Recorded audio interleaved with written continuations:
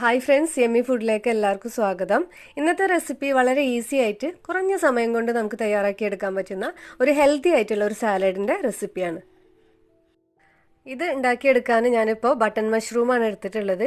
300 ഗ്രാമോളം വരുന്ന ഒരു പാക്കറ്റ് എടുത്തിട്ടുണ്ട്. ഇത് നന്നായി കഴുകി വൃത്തിയാക്കുക. അതിനുശേഷം ഇതിൽ വെള്ളമൊക്കെ ഉണ്ടെങ്കിൽ അതൊക്കെ ഒന്ന് തുടച്ച് വൃത്തിയാക്കിയതിന് ശേഷം നമ്മളെ ഇഷ്ടത്തിനനുസരിച്ച് കട്ട് ചെയ്തെടുക്കുക. അപ്പോൾ ഞാനിപ്പോൾ കട്ട് ചെയ്തിട്ടുള്ളത് സ്ലൈസ് ചെയ്തിട്ടാണ്, തിന്നായിട്ടാണ് കട്ട് ചെയ്തിട്ടുള്ളത്.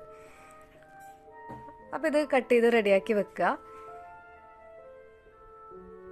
ഇനി ഇതിലേക്ക് ഒരു ക്യാരറ്റ് ചെറുതായി കട്ട് ചെയ്തത് വേണം. കുറച്ച് ബീൻസും കൂടെ കട്ട് ചെയ്ത് റെഡിയാക്കി വെച്ചിട്ടുണ്ട്. ഇനി ഇത് ഒന്ന് വേവിച്ചെടുക്കണം. അതിനു വേണ്ടി ഒരു പാന് വെക്കുക. ഇതിലേക്ക് ഒലീവ് ഓയിൽ ഒഴിച്ചു കൊടുക്കുക. ഇതിലേക്ക് ബീൻസ്, ക്യാരറ്റ് ഇവ രണ്ടും ചേർത്തിട്ട് നന്നായിട്ടൊന്ന് ഇനി ഇതൊന്ന് വഴറ്റിയെടുക്കുക. ഇതിൻ്റെ പച്ചമണം ഒന്ന് പോയി കിട്ടിയാൽ മതി, അത്രയും വേവിച്ചെടുത്താൽ മതി. അപ്പോൾ ഹൈ ഫ്ലെയിമിൽ തന്നെ വെച്ചിട്ട് കുറച്ച് സമയം ഒന്ന് വഴറ്റുമ്പോഴേക്ക് ഇതിൻ്റെ പച്ചമണമൊക്കെ പോയിട്ട് ചെറുതായിട്ടൊന്ന് കുക്കായി കിട്ടും. ഇനി ഇതിലേക്ക് മഷ്റൂമും ആവശ്യത്തിന് ഉപ്പും കൂടെ ചേർക്കുക. മഷ്റൂം ചേർത്താൽ ഇത് ഒരുപാട് ക്വാണ്ടിറ്റി ആയിട്ട് നമുക്ക് തോന്നും. ഒന്ന് വഴറ്റിയെടുക്കുമ്പോഴേക്കും ഇത് നന്നായിട്ട് ചുരുങ്ങി വരും. അപ്പോൾ നമ്മൾ അരിഞ്ഞ് എടുക്കുമ്പോൾ അത്രയും ക്വാണ്ടിറ്റി നമ്മൾ കുക്കാകുമ്പോൾ കിട്ടില്ല. ഒരു പകുതി ചെറുനാരങ്ങയുടെ നീര് കൂടെ ഇതിലേക്ക് ചേർക്കുന്നുണ്ട്, ചെറിയൊരു പുളിക്ക് വേണ്ടിയിട്ട്. ഇനി ഇതിലേക്ക് 1/2 ടേബിൾ സ്പൂണോളം കുരുമുളക് പൊടി കൂടെ ചേർക്കുന്നുണ്ട്. അപ്പോൾ ഇത് കൂടുതൽ വേണമെങ്കിൽ കൂടുതലാക്കാം, അല്ലെങ്കിൽ കുറച്ച് കൊടുക്കാം. ഇതുകൂടെ ചേർത്തിട്ട് നന്നായിട്ടൊന്ന് മിക്സാക്കി എടുക്കുക. ഇത്രയേ ഉള്ളൂ നമ്മുടെ മഷ്റൂം സാലഡിൻ്റെ പരിപാടി. ഇങ്ങനെ ചെയ്തെടുത്താൽ മതി. ഒരുപാട് കുക്ക് ചെയ്തിട്ട് ഇതിൻ്റെ ഗുണങ്ങളൊന്നും കളയാൻ പാടില്ല.